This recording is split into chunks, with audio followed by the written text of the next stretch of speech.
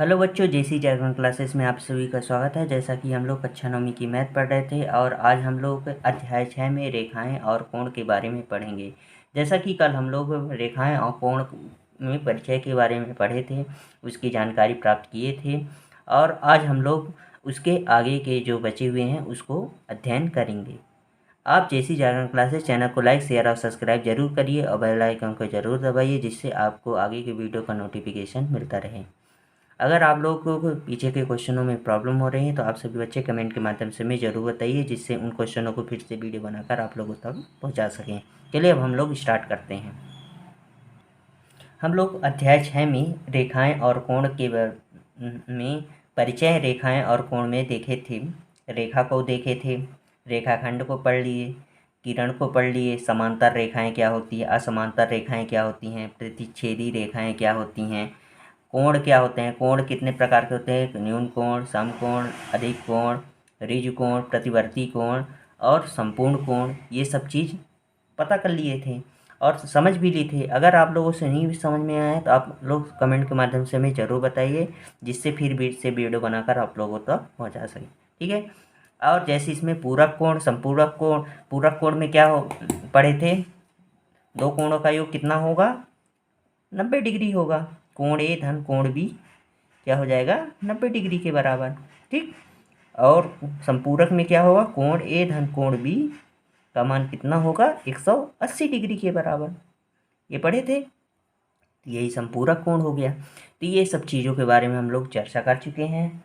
आज हम लोग अब आगे आसन्न कोण के बारे में पढ़ेंगे। ठीक है। ठीक। पूरा कोण में तो यहाँ लिख देंगे कोण ए धन कोण बी बराबर क्या होगा, 90 डिग्री। ठीक है। तो ये देखिए यही चीज़ है। और संपूरक कोण में क्या हो जाएगा, यहाँ लिख देंगे कोण ए धन कोण बी बराबर क्या हो जाएगा, 180 डिग्री। ये देखिए दो कोणों का योग 180 हो। ठीक। ये चीज़ होता है। तो ये हम लोग पढ़ चुके हैं। चलिए अब हम लोग आसन्न कोण के बारे में पढ़ते हैं। देखिए बच्चों, आसन्न कोण किसे कहते हैं। आसन्न कोणों में उभयनिष्ठ शीर्ष एवं उभयनिष्ठ भुजा तथा दो भुजाएं उभयनिष्ठ नहीं हैं। वे उभयनिष्ठ भुजा के एक एक तरफ यानी विपरीत हैं। मतलब इसमें क्या बोला है, इसको हम लोग डायग्राम बना के समझते हैं। देखिए बच्चों, ये आसन्न कोण का डायग्राम है। ठीक है। इसमें क्या बोला है पहले हम समझ लेते हैं। आसन्न कोणों में उभयनिष्ठ शीर्ष होना चाहिए। तो उभयनिष्ठ शीर्ष किसे बोलेंगे, इसको बोलेंगे, क्योंकि और उभयनिष्ठ भुजा, तो उभयनिष्ठ भुजा कौन सी होगी, ये वाली होगी BD। और जो भुजाएं उभयनिष्ठ नहीं हैं वे उभयनिष्ठ भुजा के एक एक तरफ हों। मतलब जो भुजाएं उभयनिष्ठ, ये उभयनिष्ठ हो गया, तो जो भुजाएं उभयनिष्ठ नहीं हैं वो एक एक तरफ हों। ये एक अलग से है BD और AB, ये भुजा हो गई। तो हम लोग समझते हैं कैसे उभयनिष्ठ भुजा होगी, कैसे उभयनिष्ठ शीर्ष। तो देखिए बच्चों, इसमें कितने कोण बने हैं, दो कोण बने हैं। तो कौन कौन सा कोण बना है, एक CBD, एक ये कोण बना है, एक ABD। इसमें कौन कौन से कोण बने हैं बताइए। इसमें दो कोण बने हैं, तो कौन कौन से लिख देंगे, कोण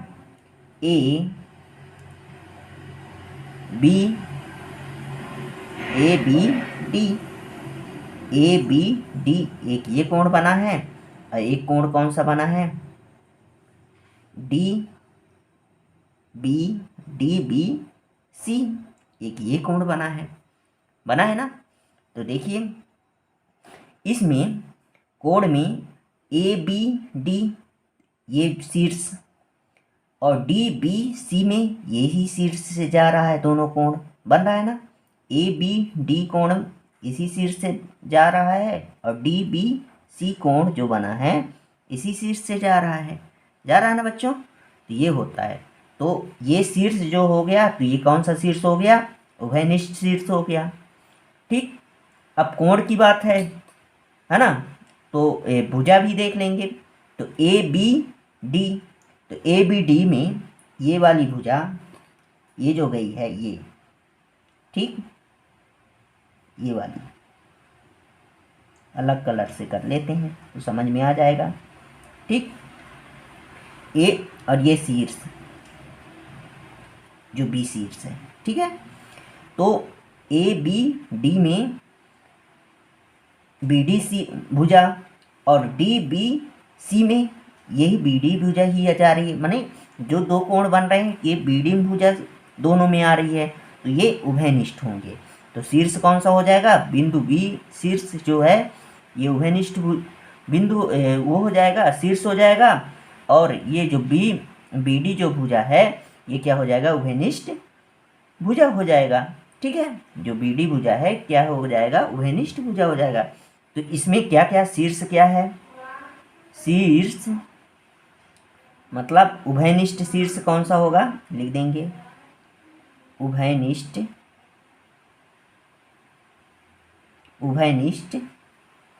शीर्ष कौन सा होगा, बिंदु बी वाला हो जाएगा। होगा कि नहीं होगा ये देखिए। और उभयनिष्ठ शीर्ष कौन सा हो जाएगा, उभयनिष्ठ लिख देते हैं, उभयनिष्ठ भुजा कौन सा हो जाएगा, इसमें बताइए आप लोग कौन सा हो जाएगा, कौन सा हो जाएगा, ये बी डी। क्योंकि जब हम कोण बना रहे हैं ए बी डी तो ये भी भुजा बी डी भुजा आ रही है, और B D D B C बना रहे हैं तो ये भी बी डी भी भुजा इसमें भी आ रही है, तो बी डी। ठीक, ये हो गया बी डी भुजा हो गया। तो उभयनिष्ठ शीर्ष बी हो गया, उभयनिष्ठ भुजा बी डी हो गया। तो हमें समझ में आ गया। तो अब देखिए इसके बाद दो चीज़ तो क्लियर हो गई। अब जो भुजाएं उभयनिष्ठ नहीं हैं, मतलब जो भुजाएं उभयनिष्ठ नहीं हैं तो कौन कौन सी, ए बी भुजा उभयनिष्ठ नहीं है और बी सी भुजा उभयनिष्ठ नहीं है। ये ए बी भुजा उभयनिष्ठ नहीं है और बी सी भुजा उभयनिष्ठ है।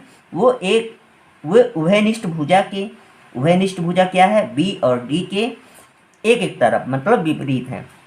एक इधर साइड है, ये देखिए बी डी ये भुजा के इधर साइड है ए बी, और बी डी भुजा के इधर साइड है बी सी। ठीक, एक एक तरफ माने अलग अलग साइड है। ठीक है, ये होता है आसन्न कोण।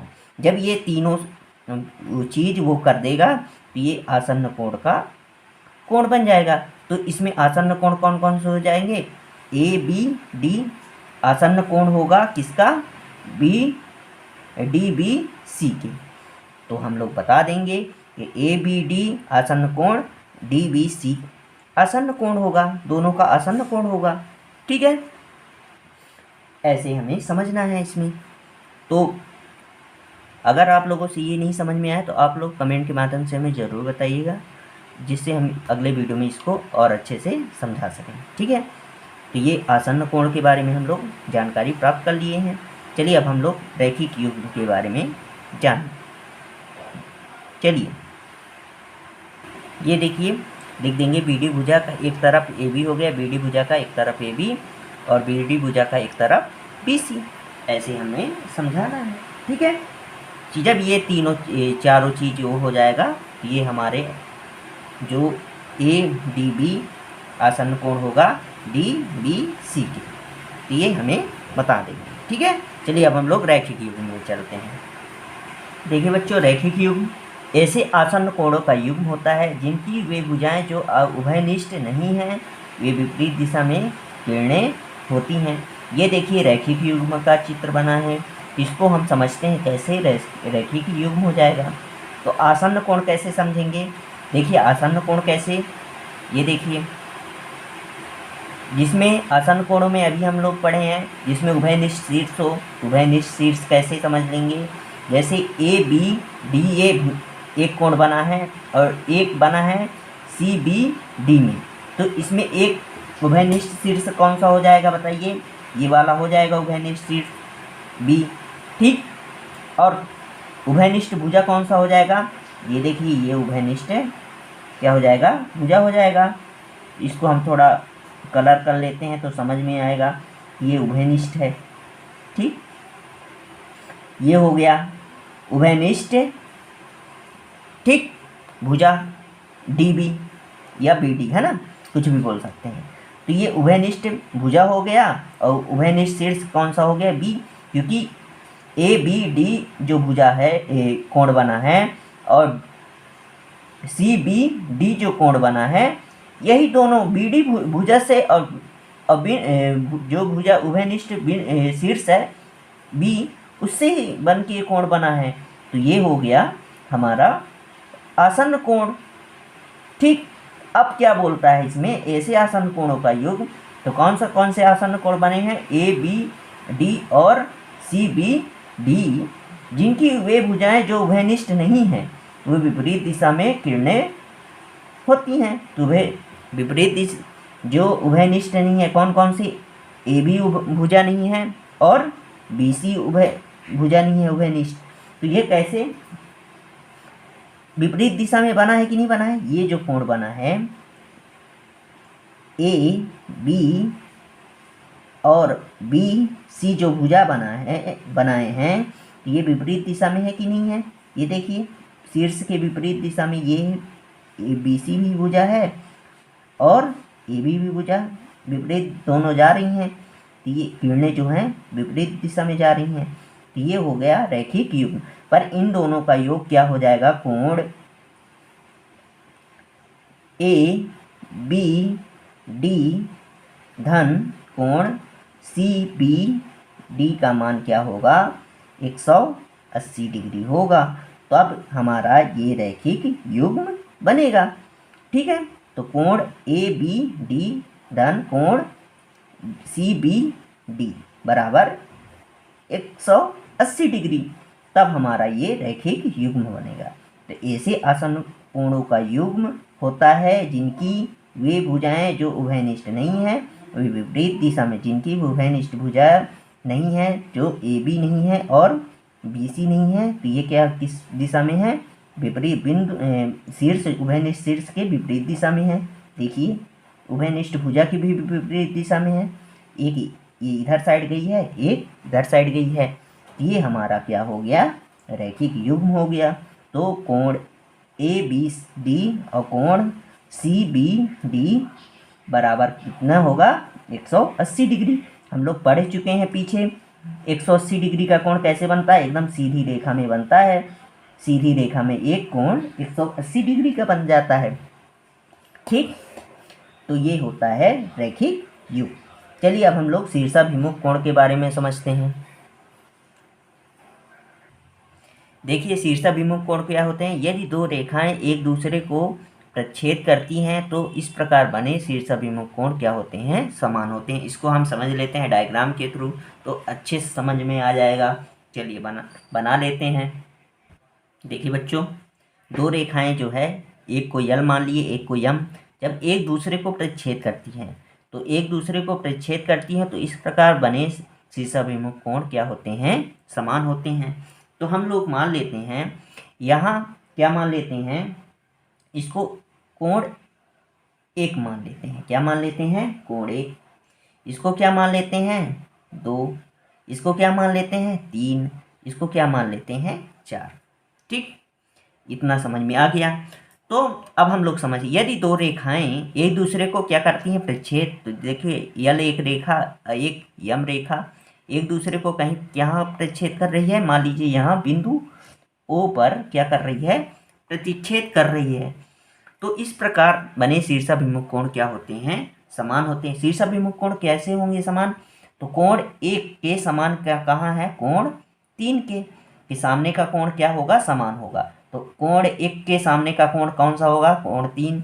कोण 2 के सामने का कोण कौन सा होगा, कोण 4। जब एक दूसरे को क्या कर दे, छेद कर दे, तो देखिए क्या होगा यहाँ। तो हम लोग लिख सकते हैं यहाँ कोण 1 बराबर होगा शीर्षाभिमुख कोण के किसके बराबर होगा, कोण 3 के। ठीक, कोण 2 बराबर होगा कोण किसके, 4 के। ठीक, मान लीजिए कोण 1 की जगह में मान लीजिए 60 डिग्री है, मानते हैं क्या है, 60 डिग्री। तो कोण 3 का मान भी क्या होगा, 60 डिग्री होगा। अब मान लीजिए यहाँ 60 डिग्री है, तो ये मान लीजिए कोण 2 120 डिग्री है, तो यहाँ का मान क्या होगा, 100 कोण 4 का मान क्या होगा, कोण 2 का मान लीजिए 120 डिग्री है, तो कोण 4 का मान क्या हो जाएगा, 120 डिग्री हो जाएगा। तो समझ में आ गया। तो माने शीर्षाभिमुख कोण जो होते हैं, दो रेखाएं एक दूसरे को प्रतिच्छेद करती हैं, तो उसके से बने शीर्षाभिमुख कोण क्या होते हैं, समान होते हैं। तो कोण 1 के का मान क्या हो जाएगा, कोण 3 के बराबर। कोण 2 का मान क्या हो कोण 2 का जो मान रहेगा कोण 4 के बराबर हो जाएगा। तो ये हमारा कोण जो होंगे समान होंगे। ठीक, चलिए अब हम लोग शीर्षाभिमुख कोण के भी बारे में समझ चुके हैं। चलिए अब हम लोग आगे चलते हैं। देखिए बच्चों, हम लोग समझते हैं तिर्यक छेदी रेखा द्वारा निर्मित कोण, मतलब तिर्यक छेदी के द्वारा भी जो रेखा के द्वारा बनाया जाता है, जो कोण बनता है, उसके बारे में हम लोग जानने की कोशिश करते हैं, समझते हैं कैसे होगा। ठीक, ये देखिए बच्चों, तिर्यक छेदी रेखा द्वारा निर्मित कोण। ठीक, तो ये हमारा डायग्राम हो गया। अब इसमें ये देखिए, इसमें तिर्यक छेदी किसको किसको मान लेंगे, एक मान लीजिए, इसको मान लेते हैं यल, इसको क्या मान लेते हैं, यम। एक रेखा यल, एक रेखा यम, एक रेखा पी को क्या कर रही है, प्रतिच्छेद कर रही है, माने प्रतिच्छेद की उसे क्या बोलते हैं, तिर्यक छेदी रेखा। तो ये देखिए, एक दूसरे को यहाँ प्रतिच्छेद कर दी और ये इसी में एक दूसरे को यहाँ पर प्रतिच्छेद कर दी, ये होता है तिर्यक छेदी रेखा। ठीक, अब हम लोग इससे क्वेश्चन आता है तो इसको थोड़ी हम लोग समझ लेते हैं कि क्या कैसे अंतःकोण क्या होते हैं, बाह्य कोण इसमें क्या होते हैं, संगत कोणों के युग्म कौन कौन से, एकांतर अंतःकोणों के युग्म कौन होते हैं, एकांतर बाह्य कोणों के युग्म क्या होते हैं, इसके बारे में इसमें जानकारी प्राप्त करते हैं। ठीक है, तो सबसे पहले हम लोग अंतःकोण कौन कौन से हैं इसमें ये समझते हैं। ठीक, तो सबसे पहले हमें क्या समझना है बच्चों, अंतःकोण। इसमें लिखते भी चलेंगे और समझते भी चलेंगे। क्या समझना है, देखिए बच्चों, अंतःकोण कौन कौन से हो जाएंगे, अंदर अंतःकोण यानी दोनों तिर्यक छेदी के अंदर वाली कोण। तो इसमें कौन कौन से अंतःकोण है बताइए, ये रेखा ये कोण, ये तिर्यक छेदी रेखा और इस तिर्यक छेदी रेखा में कौन कौन से कोण वो हैं, तो हम लोग बता देंगे। तो कोण 3, कोण 4, कोण 6, कोण 5, कोण 6, ये सब अंदर के हैं, इन दोनों रेखा के अंदर वाले कोण। तो लिख सकते हैं यहाँ कोण 3, कोण 4, ठीक, और कौन सा है कोण 5, और कौन सा है कोण 6। ये क्या है, अंतःकोण हो गए। ठीक, तो अंतःकोण यानी अंदर वाले कोण, तो हम लोग बता दिए कोण 3, कोण 4, कोण 5, कोण 6 अंतःकोण हो गया। ठीक, अब हम लोग समझते हैं बाह्य कोण। क्या समझते हैं, दूसरा नंबर बाह्य कोण। ठीक, बाह्य कोण, तो बाह्य कोण कौन कौन से हो जाएंगे इसको समझ लेते हैं। तो बाह्य कोण में कौन कौन से आएगा, जो बाहर हैं, इन दोनों रेखाओं के बाहर। तो इन दोनों रेखाओं की, ये रेखा के बाहर कौन सा, कोण 1, कोण 2 है, और इस रेखा के कौन बाहर है, कोण 7, कोण 8। तो यहाँ लिख देंगे कोण 1, कोण 2, कोण 7 और कोण 8, ऐसे हम लोग बता देंगे। ठीक, तो अंतःकोण हम समझ गए कि अंतःकोण यानी इन दोनों रेखाएं जो गई हैं, इन दोनों का अंदर वाला कोण, और बाह्य कोण इन दोनों रेखाओं के बाहर वाला कोण, एक कोण 1, कोण 2, कोण 7, कोण 8। ठीक, ये हो गया। अब हम लोग समझते हैं इसमें संगत कोण। क्या समझेंगे, संगत कोणों के युग्म। संगत कोण के युग्म कौन कौन से हो जाएंगे, संगत कोणों को युग्म कैसे देखेंगे, देखिए कोण 1 कोण 5 के, कोण 2 कोण 6 के, कोण 4 कोण 8 के, कोण 3, कोण 7 के। तो हम लोग ऐसे बता सकते हैं। तो संगत कोण कैसे देखेंगे? जो सामने हो। देखिए, मान लीजिए हम इसको कट करके इसको उठा के इसमें रखेंगे तो कोण एक, कोण 5 में आएगा, कोण 4 का जगह में कौन सा चला जाएगा? कोण 8। ठीक। तो संगत कोण कैसे हो लिखेंगे? कोण 1, कोण 1 का संगत कोण कौन सा होगा? कोण 5 का होगा, है ना। कोण 1 और लिख देंगे कोण 5। कोण 2 का क्या होगा? ठीक, कोण 6 के। ठीक।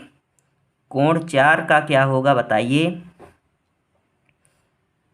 और किसके कोण 4 का क्या होगा? कोण 8 का संगत कोण होगा। ठीक। अब कोण 3 का क्या होगा बताइए?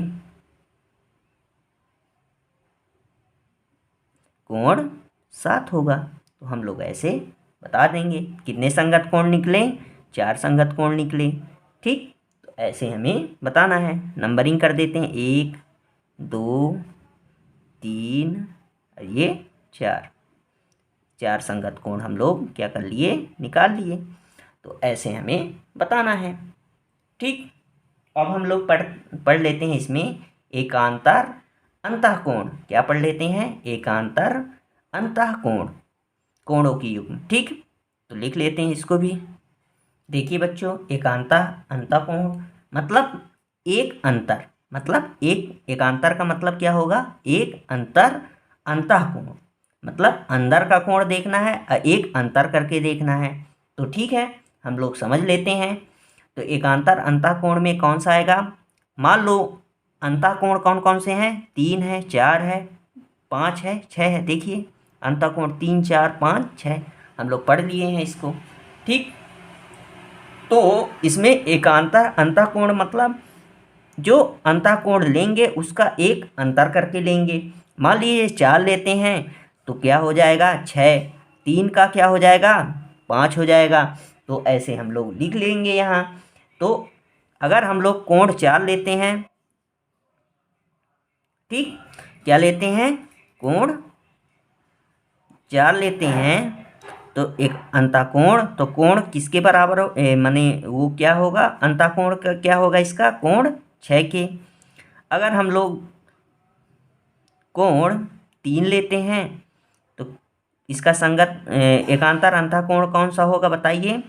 कोण 6 होगा, क्योंकि इसका एक अंतर करके लेना है। ठीक है। तो 3 का 5 हो जाएगा। एकांतर अंतःकोण, कोण 4 का एकांतर अंतःकोण कौन सा होगा? 6 होगा। और कोण 3 का एकांतर अंतःकोण कौन सा होगा? कोण 5 होगा। ऐसे हमको समझा देना है और समझ लेना है। ठीक है। अब हम लोग और अगले में चलते हैं, एकांतर बाह्यकोण पे चलते हैं। तो 5वां नंबर क्या है? किसके बारे में अब जानेंगे? एकांतर अंतःकोण के बारे में, एकांतर बाह्यकोण के बारे में। देखिए, एकांतर बाह्यकोण क्या हो जाएगा? देखिए, मान लीजिए एकांतर बाह्यकोण अब देखेंगे। अभी अंतः बाह्यकोण कौन कौन से हो जाएंगे? 1 2 7 8। देखिए, 1 2 7 8 लिए थे कोण। ठीक है। अब बाह्यकोण का देखना है। मान लीजिए 1 उठाते हैं, कोण 1 का एकांतर बाह्यकोण कौन सा हो जाएगा बताइए? ये कोण 1 का कौन सा हो जाएगा? क्योंकि एक अंतर, एक ये तो लेंगे नहीं, ये वाला एक अंतर करना है, एक का अंतर करना है। तो ये क्या हो जाएगा? कोण 7। ठीक, पहला नंबर। दूसरा क्या हो जाएगा इसमें? कोण 2 लेंगे तो उसका एकांतर बाह्यकोण कौन सा हो जाएगा बताइए? कोण 8 हो जाएगा। तो ये हो गया। ठीक, एकांतर बाह्यकोण हो गया। ठीक, चलिए अब हम लोग चलते हैं तिर्यक रेखा के एक ही ओर के अंतःकोण, उसको भी समझ लेते हैं। तिर्यक रेखा के एक ही ओर के अंतःकोण को देखिए बच्चों, तिर्यक रेखा के एक ही ओर के अंतःकोण, तिर्यक रेखा के एक ही ओर के अंतःकोण कौन कौन से हो जाएंगे, तो उसको समझ लेते हैं। तो पहला कौन सा हो जाएगा बताइए। तिर्यक रेखा के एक ही ओर, तिर्यक रेखा के एक ही ओर अंतःकोण कौन कौन से हो जाएंगे, तो कोण 3 लेंगे तो कोण 6 के, कोण 4 का, कोण 5 के। तो हम लोग लिख सकते हैं एक ही ओर, इधर नहीं करेंगे, अंतर नहीं करेंगे, एकांतर में उल्टा हो जाता था। अब क्या करेंगे, एक ही ओर बोला है तो क्या करेंगे, कोण 3 लेंगे। तो एक तिर्यक रेखा के एक ही ओर का अंतःकोण कौन सा हो जाएगा, 3 लेंगे तो कोण 3 का कोण 6 हो जाएगा। अगर दूसरा लेते हैं, दूसरा किसको ले लेते हैं, देखिए दूसरा किसको ले लेते हैं, अगर कोण 4 लेते हैं तो क्या हो जाएगा, एक अंतःकोण, ये मतलब तिर्यक रेखा के एक ही ओर के अंतःकोण क्या हो जाएगा, कोण 5 हो जाएगा। ऐसे हमें समझना था। तो ये हम लोग समझ चुके हैं, ठीक है। अगर आप लोगों से ये सब नहीं समझ में आ रहा तो आप लोग कमेंट के माध्यम से हमें ज़रूर बताइए, जिससे इन क्वेश्चनों को फिर से हम लोग आप लोगों को और अच्छे से समझा सकें, ठीक है। चलिए आप लोग इसका स्क्रीनशॉट ले लीजिए आप लोग।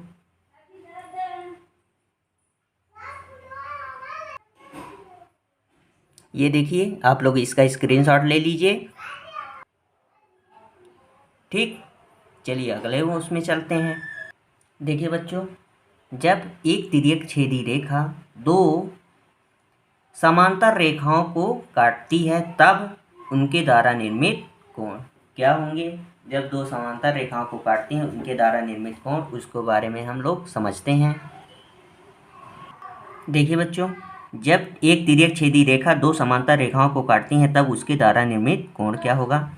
तो देखिए बच्चों, यहाँ देखिए यल एक रेखा है जो यम और यन समांतर रेखाओं को क्या कर रही है, एक दूसरे को प्रतिच्छेद कर रही है, माने तिर्यक छेदी रेखा बना रही है, ठीक है। तो इसके द्वारा निर्मित कोण कौन कौन से होते हैं, तो उसके बारे में हम लोग समझते हैं, ठीक। इसमें संगत कोण, अंतःकोण आपको पता है, अंतःकोण कौन कौन से होंगे, जो अंदर वाले कोण होते हैं, 4 कोण 3 कोण 4 कोण 5 कोण 6। अब बाह्य कोण कौन से हो जाएंगे, कोण 1 कोण 2 कोण 7 कोण 8, ये बाह्य कोण होंगे। अभी भी पीछे वीडियो को मैंने पीछे वाले उसमें हम लोग समझ चुके हैं। अब हम लोग जब ये दोनों रेखाएं क्या होती हैं, समांतर होती हैं, इसके संगत कोण क्या होते हैं, बराबर होते हैं। तो हम लोग लिख सकते हैं यहाँ, तो जैसे संगत कोण क्या हो जाएगा, संगत कोण क्या होंगे, संगत कोण के युग्म क्या होंगे, बराबर होंगे। तो हम लोग समझ लेते हैं कैसे, जैसे इसमें ले लेते हैं। पहला संगत कोण क्या होगा, कोण 1 का संगत कोण क्या होगा बताइए, कोण 1 का संगत कोण किसके बराबर हो जाएगा, कोण 5 के, ठीक ठीक। अब कोण 2 का संगत कोण किसके बराबर होगा बताइए, कोण 6 के, ठीक। और तीसरा क्या हो जाएगा इसमें, कोण कोण 4 का क्या होगा, कोण 8 के। और चौथा क्या हो जाएगा, कोण 3 का क्या हो जाएगा, किसके बराबर, कोण 7 के।